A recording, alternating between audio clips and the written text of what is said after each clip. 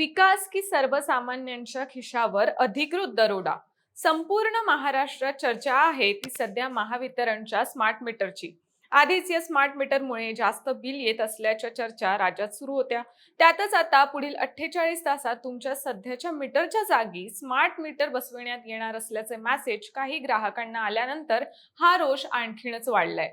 आमचे जुने मीटरच बरे होते, हे मीटर नाही तर खिसा कापायचं यंत्र आहे, अशी संतप्त प्रतिक्रिया आज महाराष्ट्रातील गल्ली बोळातून उपस्थित होताना दिसत आहे. पुणे, मुंबई, नागपूर पासून ते कोल्हापूर पर्यंत नागरिक महावितरणच्या या निर्णयाचा उघड विरोध करताना दिसत आहे.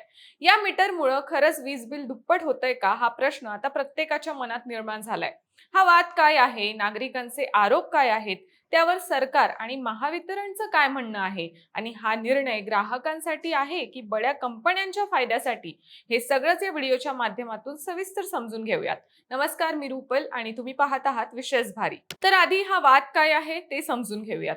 केंद्र सरकारच्या रिवॅम्प डिस्ट्रीब्युशन सेक्टर स्कीम म्हणजे सुधारित वितरण क्षेत्र योजनेअंतर्गत देशभरासह महाराष्ट्रातही जुने मीटर्स बदलून स्मार्ट प्रीपेड आणि पोस्ट प्रीपेड मीटर्स बसवण्याची मोहीम हाती घेण्यात आली आहे.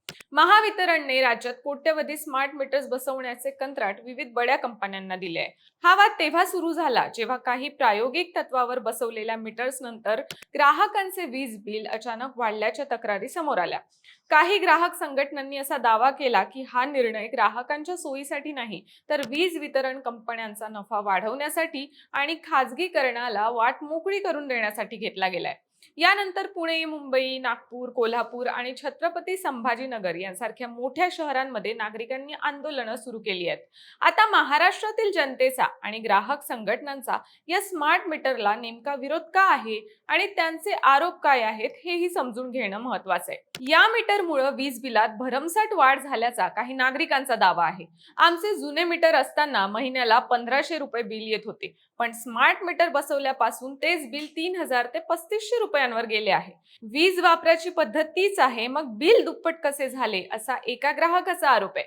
मीटर्स अतिशय वेगाने पळतात आणि डिजिटल एररमुळे बिलाची रक्कम वाढते, असाही आरोप केला जात आहे. स्मार्ट मीटरमुळे ग्राहकांना कोणताही प्रत्यक्ष आर्थिक लाभ मिळणार नाही. उलट यामुळे महावितरणचा मीटर रीडिंग घेण्याचा मॅन्युअली खर्च वाचेल आणि थकीत बिलांची वसुली सोपी होईल. म्हणजेच हा निर्णय केवळ वीज वितरण व्यवस्थापनाच्या हितासाठी घेतला गेला आहे, असाही आरोप होतोय. मंडळी, प्रीपेड सिस्टीम आणि अचानक वीज खंडित होण्याची भीतीही नागरिकांना आहे. स्मार्ट मीटर हे मोबाईल रिचार्ज सारखे प्रीपेड स्वरूपात काम करू शकतात. नागरिकांचा आरोप आहे की जर रात्रीच्या वेळी ऐन उन्हाळ्यात रिचार्ज संपला तर कोणतीही पूर्वकल्पना न देता वीज खंडित होईल. यामुळे गरीब आणि मध्यमवर्गीय कुटुंबांना नाहक त्रासाला सामोरं जावं लागू शकतं. आणखी एक महत्त्वाची गोष्ट म्हणजे सरकारने सुरुवातीला सांगितलं असलं की मीटर मोफत बसवले जात आहेत, तरीही ग्राहक संघटनांचा दावा आहे की या मीटर्सची किंमत आणि त्यांचा देखभाल खर्च पुढील काही वर्षात वीज दरांच्या माध्यमातून अप्रत्यक्षपणे ग्राहकांच्याच खिशातून वसूल केला जाणार आहे. अनेक नागरिकांना बड्या कॉर्पोरेट्सना कंत्राट दिल्याचाही संशय आहे. विरोधी पक्ष आणि काही संघटनांनी असाही आरोप केला आहे की स्मार्ट मीटर पुरवण्याचे कंत्राट देशातील काही निवडक बड्या उद्योगपतींच्या कंपन्यांना देण्यात आले आहे. हा सर्व खाटाटोप या कंपन्यांना फायदा पोहोचवण्यासाठी सुरू आहे. हा वाद आता केवळ तांत्रिक राहिलेला नाही, तर त्याला तीव्र राजकीय आणि सामाजिक स्वरूप आलंय. पुणे आणि कोल्हापुरात वीज ग्राहक संघटनांनी महावितरणच्या कार्यालयांवर आंदोलने केली आहेत. काही ठिकाणी नागरिकांनी महावितरणच्या कर्मचाऱ्यांना सोसायट्यांमध्ये स्मार्ट मीटर बसवण्यापासून रोखलंय. एक्स आणि फेसबुकवर बॉयकॉट स्मार्ट मीटर आणि महावितरण स्मार्ट मीटर हटाव हा ट्रेंड पाहायला मिळत आहे. यावर ग्राहक आपल्या वाढलेल्या बिलांचे फोटो शेअर करत आहेत. आता राज्यातील विरोधी पक्षांनी या मुद्द्यावरून सरकारला धारेवर धरले. जनतेची लूट थांबवा, अन्यथा तीव्र आंदोलन करू, असा इशारा विरोधी नेत्यांनी दिलाय. एकीकडे या मोहिमेला नागरिकांचा तीव्र विरोध होत आहे, तर दुसरीकडे सरकार आणि महावितरण या प्रकल्पाचे जोरदार समर्थन करत आहे. महावितरणने नागरिकांचे आरोप फेटाळून लावत आपली बाजू मांडली आहे. आता या मीटरमुळे खरंच बिल वाढून येतंय का, यावर महावितरणचं म्हणणं काय हेही जाणून घेऊयात. तर महावितरणचं म्हणणं आहे की स्मार्ट मीटर्स हे पूर्णपणे टेस्टेड आणि अत्याधुनिक तंत्रज्ञानावर आधारित आहे. जुने मीटर्स अनेकदा स्लो झाले होते, ज्यामुळे वीज वापर कमी दाखवला जात होता. नवीन मीटर ॲक्युरेट रीडिंग दाखवत असल्यानं बिलात फरक जाणवत आहे, असं त्यांचं सांगणं आहे. स्मार्ट मीटरमुळे ग्राहकांना त्यांच्या मोबाईल ऍपवर दररोजच्या किंबहुना दर तासाच्या वीज वापराची माहिती मिळेल. यामुळे ग्राहक स्वतःहून वीज बचतीचे नियोजन करू शकतील. अनेकदा मीटर रीडिंग घेणारा कर्मचारी घरी न आल्यामुळे किंवा चुकीचे रीडिंग घेतल्यामुळे ग्राहकांना ॲव्हरेज किंवा चुकीची बिले मिळतात. स्मार्ट मीटरमुळे मानवी हस्तक्षेप संपेल आणि थेट डिजिटल रीडिंग महावितरणकडे जाईल, ज्यामुळे चुकीच्या बिलांची समस्या कायमची मिटेल असंही सांगितलं जातंय. वाढता विरोध पाहता मुख्यमंत्री देवेंद्र फडणवीस यांनी स्पष्ट केलं होतं की ग्राहकांवर स्मार्ट मीटर बसवण्यासाठी कोणतीही सक्ती केली जाणार नाही. जिथे विरोध असेल तिथे आधी ग्राहकांचे समुपदेशन केले जाईल.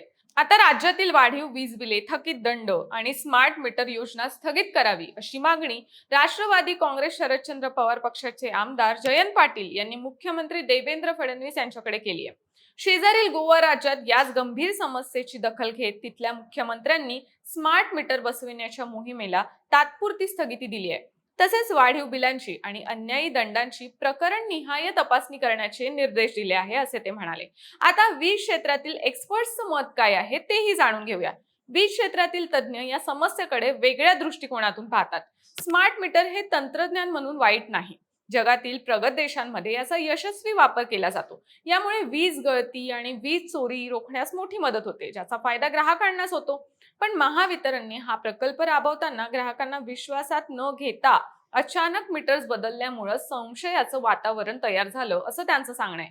महावितरणची स्मार्ट मीटर मोहीम सध्या एका मोठ्या कोंडीत अडकली आहे.